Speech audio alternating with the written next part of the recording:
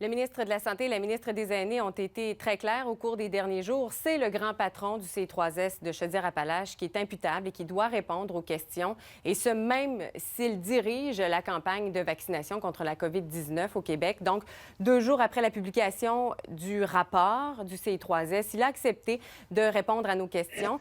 Monsieur Paré, bonsoir. Bonsoir, Mme Bouchard. Donc, vous avez entendu, il y a des mots assez durs là, à votre endroit, mais je veux revenir à la déclaration écrite que vous avez faite hier. Vous avez dit, si j'avais su que c'était aussi pire, j'aurais agi plus tôt. Un premier mot d'abord, là, qu'est-ce que vous dites aux familles qui exigent des réponses? Écoutez, la lecture du rapport est très désolante. Et encore une fois, mais, comme j'ai mentionné dans mon communiqué de presse, vraiment empathique envers eux.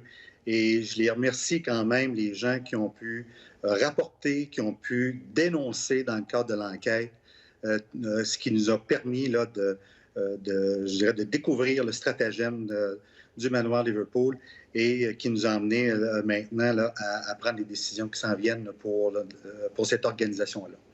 Vous parlez d'un stratagème, mais comment vous expliquez que des journalistes aient pu découvrir, fait une enquête de quelques semaines à peine, et que finalement, ça durait quand même depuis au moins 5 ans, mais que personne de votre équipe, ou même vous, n'avez rien vu? Écoutez, moi, comme président directeur général, je dois m'assurer d'avoir des équipes de vigie, des enquêtes. Il y a des visites ministérielles qui ont été là avec des gens de l'externe. On a des autres professionnels qui ont débarqué dans cet établissement-là. On a aussi Agrément Canada qui est débarqué là. On a du personnel qui va là tous les jours. Et malgré tout ça, écoutez, on a appris des choses dans le cadre de l'enquête parce que les gens nous ont parlé. Et ça nous a permis, là, justement, là, de découvrir tous les stratagèmes là, qui ont été présentés dans le rapport. D'ailleurs, vous parlez de vos employés qui se rendent là tous les jours. Je vous ai demandé ce que vous disiez aux familles, ce que vous aviez à dire aux familles. Moi, ce soir, j'ai envie de vous poser la question que plusieurs employés du C3S se posent. J'ai encore échangé avec certains au cours des dernières heures et ils se demandent comment ça se fait que vous n'ayez pas été mis au courant de quoi que ce soit alors que ça fait des années qu'ils tirent la sonnette d'alarme. Comment ça ne s'est pas rendu à vous ou plus haut? Où ça a bloqué? Bien, écoutez, c'est une bonne question. Écoutez, vous le savez, au Québec, on a une loi maintenant qui oblige nos employés et toute personne à dénoncer la maltraitance. Ça n'a pas été fait. On n'a pas eu ces informations-là. On a des gens là, qui, sur le terrain, encore là, qui doivent nous tenir informés. Mais en même temps, je vous le dis, au niveau de nos employés, on a des très bons employés sur le terrain. On a des gens dédiés pour nos personnes âgées. Tout ça, je vais être vraiment clair. Mais pour répondre à votre question, on n'a pas eu les informations de maltraitance. Sinon, nous aurions agi rapidement. Donc, ça veut dire que les employés qui nous disent qu'il y a des rapports qui ont été faits, les employés mentent, là. Non, les employés ont fait des rapports sur des lacunes et nos gestionnaires ont fait les suivis au niveau de lacunes, au niveau de certification. En aucun temps, et j'ai validé directement auprès de l'enquêtrice, en aucun temps, dans le cadre de toutes ces entrevues, elle m'a dit qu'un gestionnaire avait reçu une plainte de maltraitance et qu'aucun suivi avait été fait. Les révélations remontent au printemps dernier. On s'est rencontrés d'ailleurs à l'occasion d'une entrevue pour le deuxième volet du reportage de cette enquête-là. En fait, vous connaissez très bien le passé de M. Talbot. Vous connaissez aussi, bon, vous avez à le côtoyer depuis plusieurs années parce qu'il y a des contrats qui viennent avec ça, avec son CHSLD aussi à Lévis. Combien de fois vous êtes allé faire un tour au manoir Liverpool une fois que vous avez appris là, dans le reportage qu'il y avait des problèmes majeurs? Moi, personnellement, je n'y ai jamais été. Vous savez, le manoir Liverpool, c'est une résidence privée pour personnes âgées.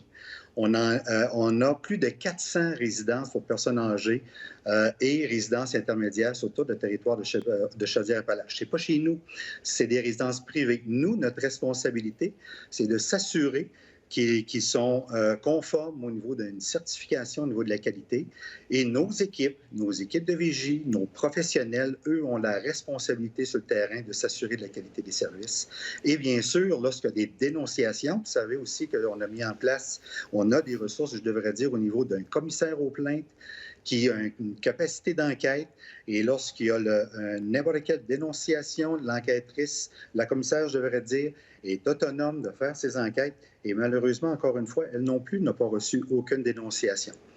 Vous parlez d'une résidence privée, effectivement, sauf qu'il faut quand même le rappeler, ces propriétaires-là empochent des millions de dollars depuis des années d'argent public parce que c'est une résidence qui est supportée par des contrats publics assez importants. Vous ne trouviez pas que c'était, disons, justifié d'aller faire un tour par vous-même? Écoutez, c'était beaucoup plus important d'avoir des personnes qualifiées en termes de soins infirmiers, en termes de surveillance, en termes de gestion, que d'avoir un PDG qui est sur place, là. Ce qui est important, c'est d'avoir les bonnes personnes pour justement nous rapporter l'information. L'enquêtrice, d'ailleurs, c'est le travail, elle a rencontré plus de 90 personnes. Ça, c'était ma responsabilité de commander cette enquête-là. Ça, c'était la bonne personne. Et justement, en lien avec les informations, on le voit là, ça a permis aux familles de s'exprimer, on en est bien content, et ça a permis justement je vous dirais, de trouver un stratagème, là. Il faut quand même le dire, là. Les personnes qui ont fait de la maltraitance, les personnes qui ont tout organisé ça, c'est les gens de la résidence, là. Fait qu'il faut quand même pas se leurrer, et c'est contre ça qu'aujourd'hui, on est déçus, là. Fait que maintenant, merci aux gens qui ont dénoncé, merci aux gens qui ont parlé, et suite à ça, bien, on agit. Donc, M. Paré, ça veut dire que vous avez quand même une responsabilité de surveiller les résidences, là, les milieux de vie pour aînés sur votre territoire. C'est pas justifié d'aller faire un petit tour. Vous n'allez pas sur le terrain pour des visites surprises, parce que vous avez parlé des rapports tantôt, mais des visites surprises, Oui, vous n'en avez nos pas fait? équipes. Ben, je compte. Non, écoutez, nos équipes ont fait des visites surprises. Des visites ministérielles, ce sont des visites surprises. Et tout ça, là, encore là, dans le rapport d'enquête, ça a démontré un stratagème, encore là, de l'entreprise qui détournait, qui faisait prendre du temps dans une salle d'attente pendant ce temps-là qu'on est en train de barrer les choses à côté. Écoutez, c'est ça qui est malveillant, là. Fait que c'est ça, que, dans le fond, qu'on faut être outré aujourd'hui. Et c'est ça, encore une fois, qu'on a appris grâce aux commentaires des familles. Bon, bien, visiblement, il reste quand même encore plusieurs questions et cette histoire-là n'est pas terminée. Monsieur Paré, merci beaucoup. Bien, merci à vous.